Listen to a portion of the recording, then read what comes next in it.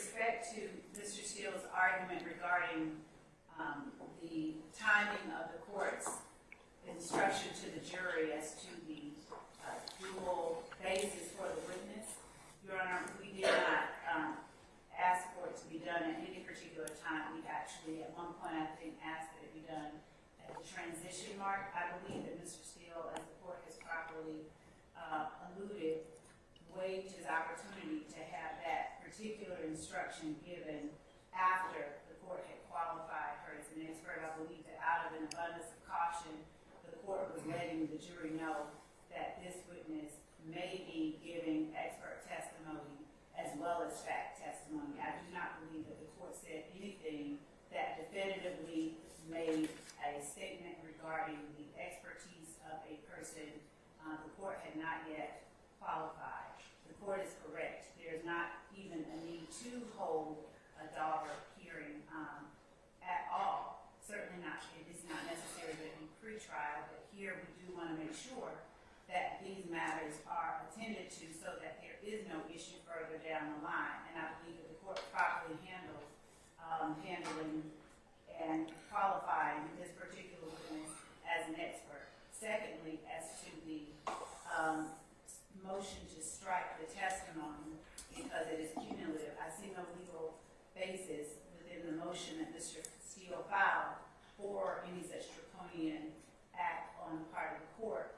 I will say, however, that of the two experts that we have already qualified, because notwithstanding his assertion that we've done 5, we've only qualified 2, and we've only presented the testimony of 2. Those 2 experts have 2 very different backgrounds. They are testifying about 2 very specific sets of facts that are different. For instance, Detective Belknap interacted with Trontavia Stevens quite a bit.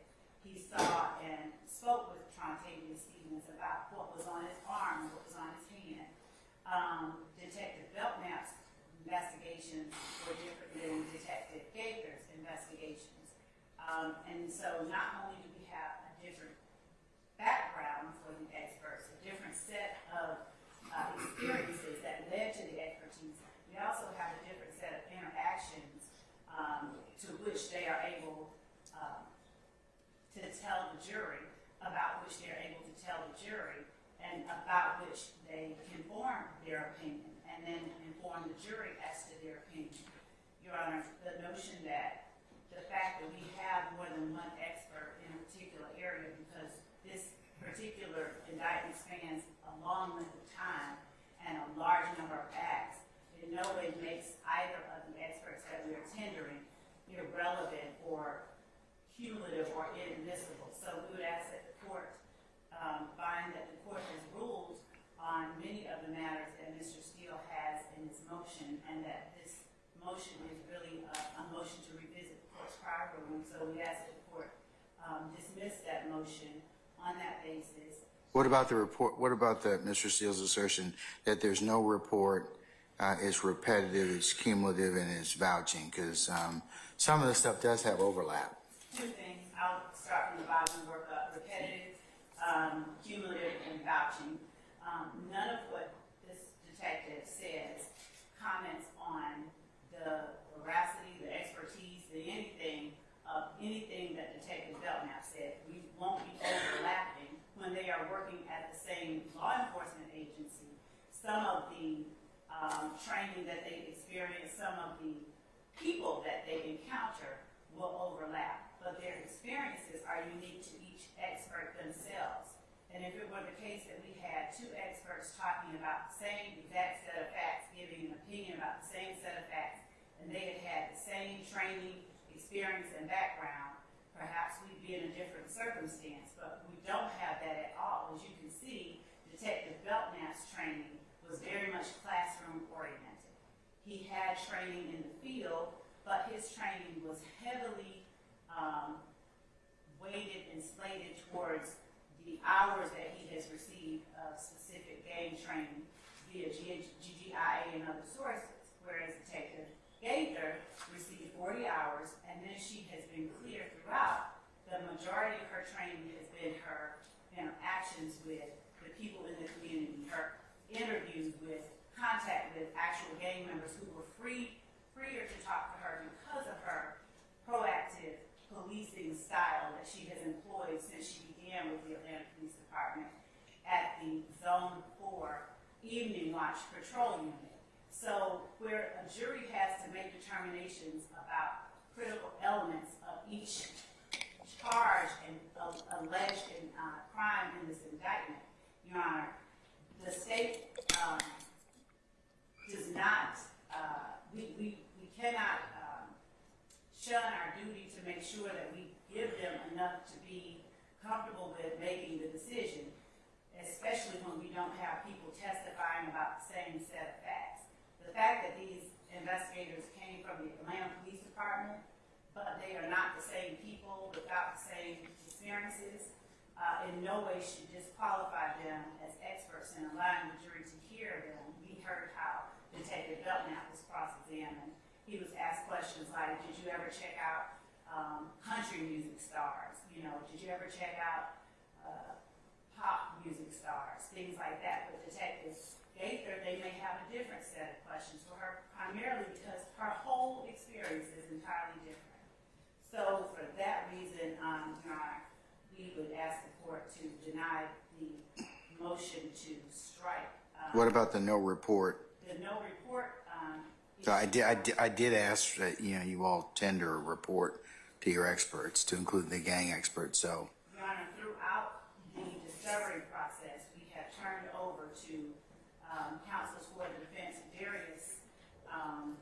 various reports, and most notably throughout the Operation Planners investigation that Detective Gaither spoke about, there was given to the defense, and there was a summary of the events that were chronicled and counted as gang activity.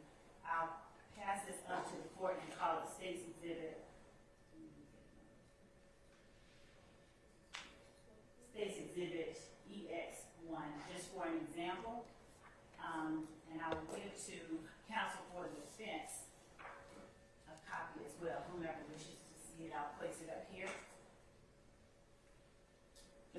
Would anyone like to hold it?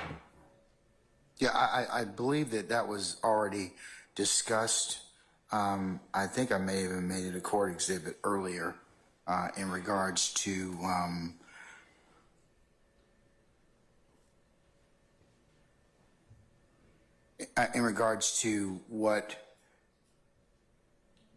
because there was an objection as to it, and I don't believe you said you all were going to tender it. You were going to, you know, talk about the information. So, and I'd rule upon it accordingly.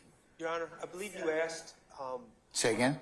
I believe you asked about reports given to the defense authored by Investigator Gaither. No, I just said reports. Okay, well, this report that's being handed up to you is not authored by Investigator Gaither.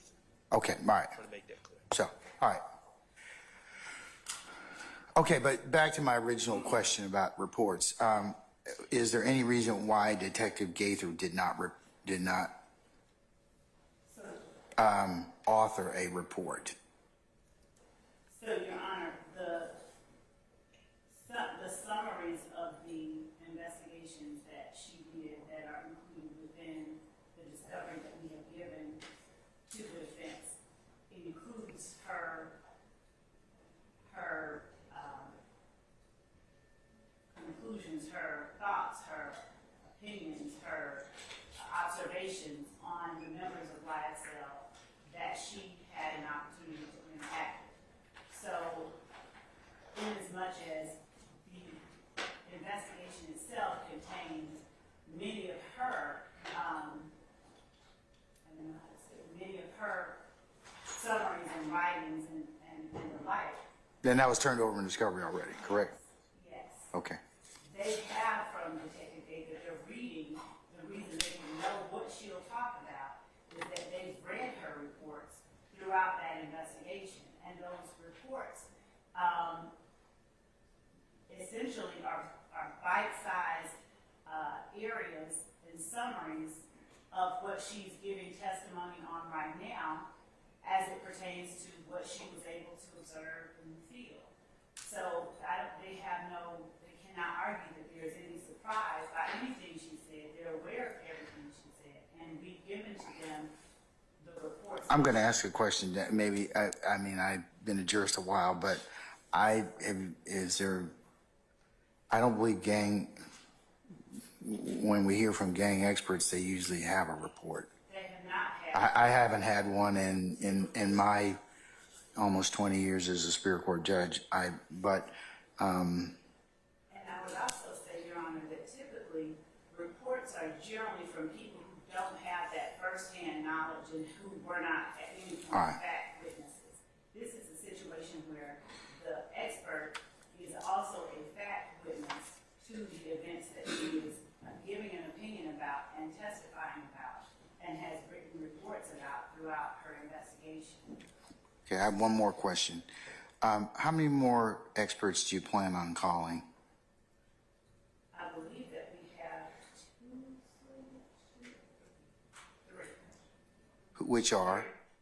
That would be retired Detective Tyrone Dennis, retired Detective Underwood, and Investigator Burrito.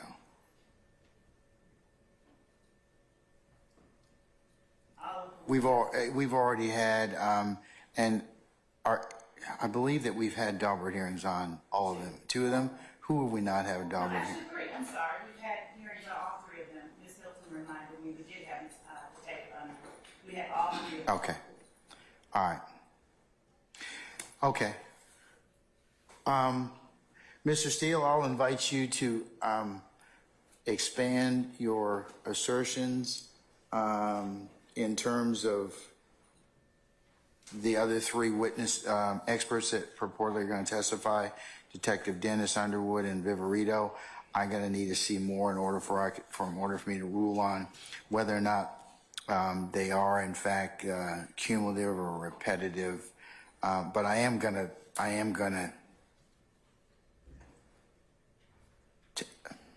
tell you all as the state that some of this stuff is repetitive, and and the court's not gonna let you just go through it in whole cloth over again. So you need to be since a foundation's kind of been laid already as to some of this, it needs to be more focused. The next three folks, but Mr. Steele, I'll authorize or allow you to, if you choose to do so, to go ahead and by motion present to the court what you believe that the state is already or the issues with these particular three witnesses. Okay. Your Honor, thank you. Mr. Steele, did you? All right. Yes, sir. Okay. All right. As for the motion at this point in time, in terms of to strike the testimony of Detective Dennis, Detective Gaither at this point, I'm gonna deny at this point in time. I'm not saying that I won't, of course, reconsider it, but I need to hear the rest of the examination as well as any cross on this. So, okay? All right. And we won't be entering, we won't be having multiple people talk about the same set of facts, just so that the court is aware. Well, it's getting to be that point. At this point, from the court's perspective, I've heard multiple people say ostensibly the same stuff over again. So it needs to be, I mean, it's not that you can't present it, but it does come to a point where it will draw a cumulative or repetitive objection that could be sustained by the court. Okay? I'm just kind of giving you the heads up on that. Okay? All right. Okay.